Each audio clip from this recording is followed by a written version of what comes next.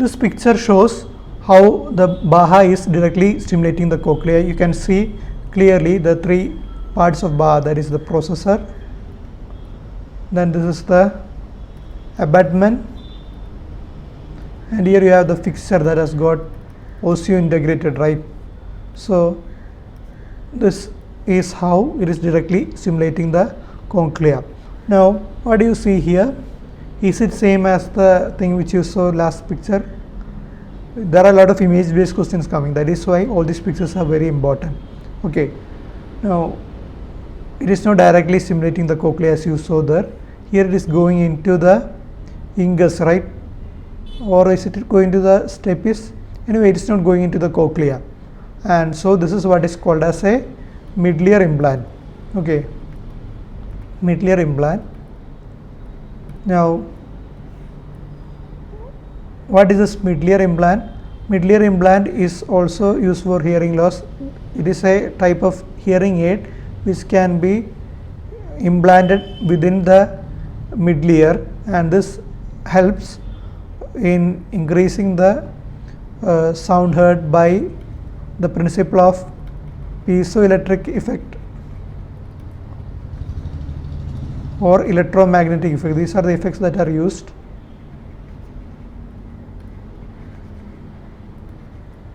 Okay, now the most commonly used implant is the vibrant sound bridge. It has got an external component which is the sound processor, and there is an internal part which is also known as vibration ossicular replacement processes. Okay, so this is the external part which is the audio processor, and internal part is the warp, and this warp has got again further parts, the internal receiver, the conduction link, and finally the floating mass transducer, and this floating mass transducer is directly attached to the ingus. Okay, the floating mass transducer is attached to the ingus. This is the warp. Okay, its parts are receiver coil, conductor link, and floating mass transducer. Okay, so this is what is known as the middle ear implant. Okay, now coming to one of the questions that has been asked, a 6-month-old infant was treated for H influenza meningitis. Most important investigation to be done before discharging the patient is, you might be confused whether it is MRI or BAHA, right? Yes, because whenever you are having a patient with meningitis, you will have to do an MRI to rule out a labyrinthitis ossificans. If it has happened, you will have to do a cochlear implant surgery, okay, before it is complete. If it has been completely ossified, you won't be able to do the surgery, but before the whole labyrinth has been ossified, you will have to do a cochlear implant surgery. But the answer to this question is BAHA. Only after doing a BAHA, when you are able to identify the hearing loss, okay, only after that you go for MRI. Okay, now what is this cochlear implant? Who invented the cochlear implant? Who is the father of neuro-otology? All these questions I had asked you before, and the answer you already know, right? Is it William House? Yes, it is William House, not the House MD that you know of. It is another person, Mr. William House. Okay, and William House is the father of neuro-otology, and he was the one who invented the cochlear implant. Cochlear implant is the first bionic sense organ to be made, and this cochlear implant is also having two parts, an external part and an internal part. External part has got an audio processor,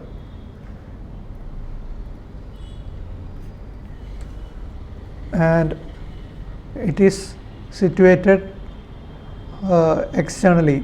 Okay, audio processor is microphone and a transmitter is present in the external component. That is the part which will be seen outside.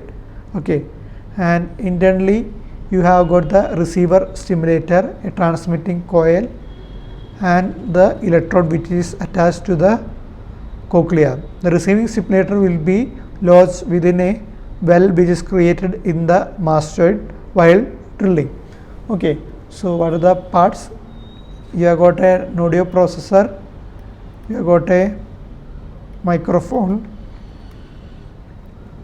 and then this is transmitted to the internal part, which is having a receiver stimulator,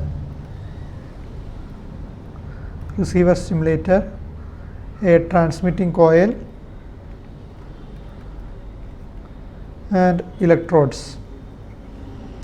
These electrodes are inserted into the cochlea, right? So audio processor, the microphone, and the transmitter constitute the external part, and the internal part is being formed by the receiver stimulator, the transmitting coil, and the electrodes. And how many electrodes are there within a cochlear implant? The newer cochlear implants have got 24 electrodes, and these are inserted into the scala tympani through the round window via the posterior tympanotomy approach between the vertical part of facial nerve and the chorda tympani, which is known as the facial recess. Okay, and yes, you have got the receiver stimulator, which is kept in a well in the mastoid. Okay, so these are the things that you have to know in case of a cochlear implant surgery that is being done. What is the answer to this question? Total number of electrodes in newer cochlear implants is, of course, 24. Okay, now how will you do a surgery of cochlear implant? First of all, you have to drill. Okay, cortical mastectomy has to be done, and after that you create a well in the mastectomy for keeping the receiver stimulator. Then you do a posterior tympanotomy. Okay, first of all, you will be widening the adductors here so as to see this short process of ingus. For that, you will have to widen the adductors, and there is an ingus buttress kept here to protect the ingus. Okay, and now you can see the facial recess. Okay, facial recess is between the vertical part of facial nerve and the chorda tympani nerve. Now this is the receiver stimulator, and you can see how the electrodes are getting inserted into the scala tympani through the round window niche. Okay, here you have the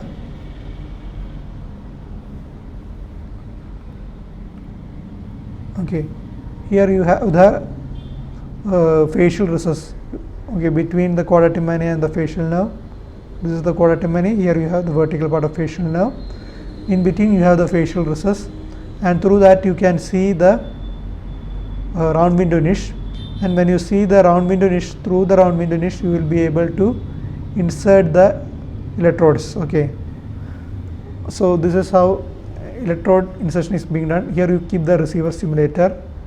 Okay, and yes, the electrodes are gently inserted into the cochlea through the round window. Okay, so this is how a cochlear implant looks like. Now this is a picture from live cochlear implant surgery that was done in Trivandrum Medical College, where I did my post graduation.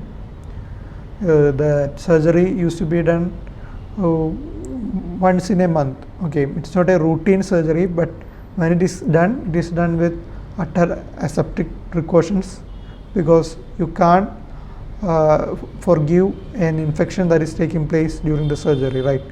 Because this is the case dealing with a child going deaf or not. Now you can see the round window niche very clearly through the facial recess, right? And here you have the ingus buttress, which is guarding the short process of ingus, and into that we are inserting the coil. Okay, the coil is inserted into that round window niche. Now, what are the indications of a cochlear implant surgery? I told you it is given for bilateral severe sensorineural hearing loss, more than 70 decibel. Okay, and more than 90 decibel in 2K and 4K hertz. That is also an indication. Okay, and even in postlingual deafness also it is being done, and in that case, if it has been due to a meningitis that has resulted in the postlingual deafness, you will have to ensure that there is no labyrinthine ossification, because if a labyrinthine ossification has taken place, it will be very difficult to introduce the electrode into the cochlea. Okay, now what are the prerequisites for a cochlear implant surgery? You will have to ensure that there is a normal cochlear nerve and there is a normal central auditory pathway. And what else you have to do? You have to ensure that the child is having a normal mental and physical health, because in cochlear implant it's not just about introducing the electrode and completing the surgery. You have to give an intense auditory verbal therapy or AVT after the tuning of the electrode has taken place. Okay, and this will go on for months, and only if the child is receptive enough for that, you will be able to ensure that the cochlear implant surgery has been successful. And you will also have to give a 3-month trial of hearing aid. Okay, now if the patient is having no cochlea, no cochlear nerve, in such situation what will you do? In that case you will have to do something else. What is that? You will have to introduce another implant. What is that known as? It is called auditory brainstem implant. Okay, it is an implant where the electrode is getting introduced into the floor of the fourth ventricle, where you have the cochlear nuclei situated. Okay, cochlear nuclei are situated here. Now, when will you do an auditory brainstem implant? It is done when there is bilateral cochlear agenesis, bilateral cochlear nerve aplasia. Okay, bilateral cochlear agenesis, bilateral cochlear nerve aplasia. And what are the other indications for a patient who is having an auditory brainstem implant done? Yes, of course, it is a bilateral vestibular schwannoma. When you are having a NF2 or neurofibromatosis 2.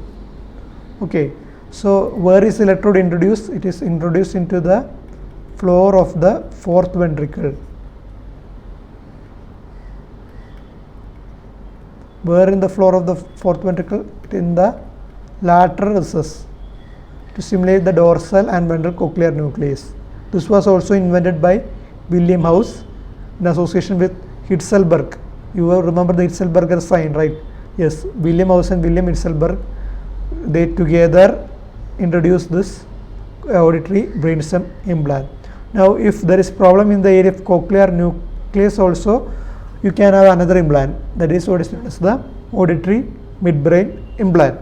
Okay, so today we have learned about the various causes of deafness and also about various methods to rehabilitate a child with deafness.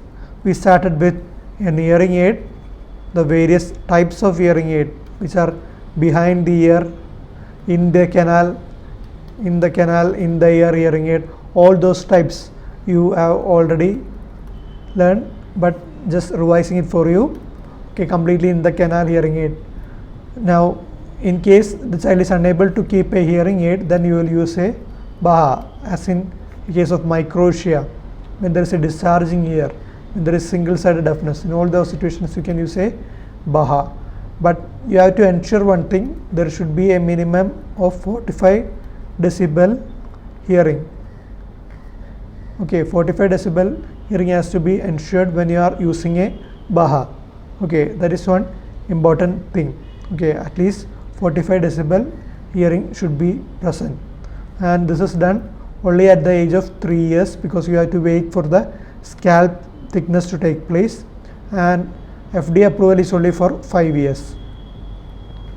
Then we learned about the other implants, the mid-ear implants,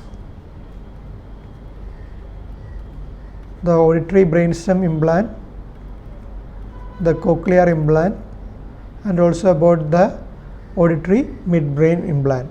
So that concludes the deafness and rehabilitation part. There are a lot of questions asked from this area as well, so please go and read. For now, goodbye.